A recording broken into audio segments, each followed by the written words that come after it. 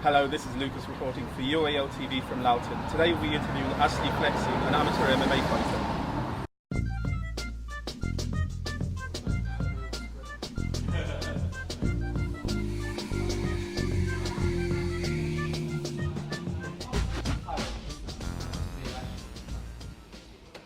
So we're here with Ashley, who's an amateur MMA fighter. Just going to ask him a few questions about the sport.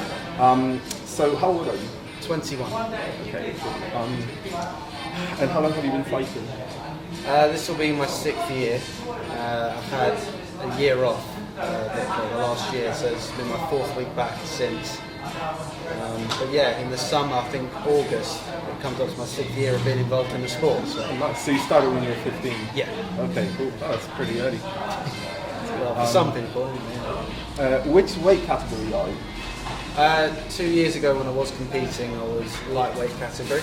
But when I come back now, I'm going to do a massive cut down to featherweight. Okay. But that's a big cut. I'm standing at 78 kilograms at the moment. I've got to go down to about 65, 66 when I'm competing again. So I'll be cutting down to about 70, 72. Okay, cool. Yeah, speaking of featherweights, what do you think of Conor McGregor's retirement?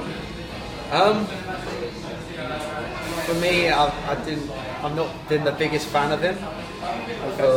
I mean, good on him for what he's done for himself and for the sport to an extent.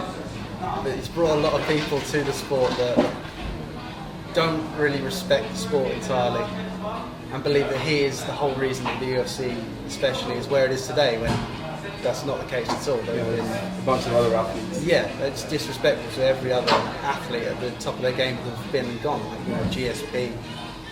Notably, Chael Sonnen, another one. I mean, he was the king of trash talk. You want to see trash talk, you look at Chael Sonnen. And he didn't go on about money.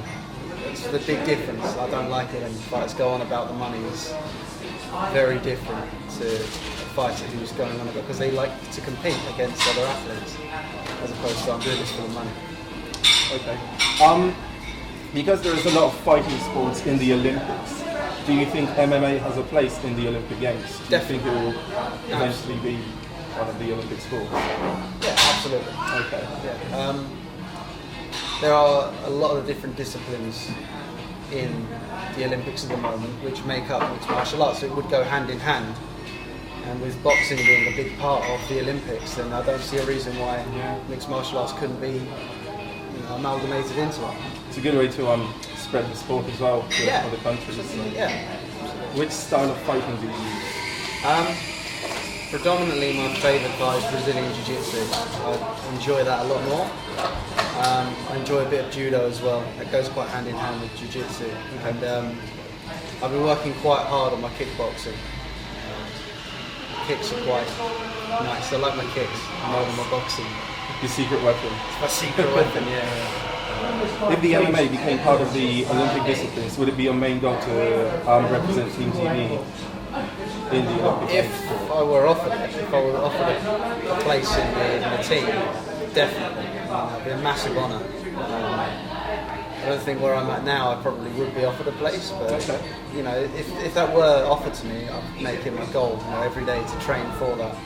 You should be representing your country at a massive global stage. I'd imagine, yeah. So, how often do you train? At the moment, as we're just getting back into it, I'm having to add every week and turn up the intensity. So I restarted 4 weeks ago, I think. So I started doing 2 days a week, then 3 days. Then building up to it. Yeah.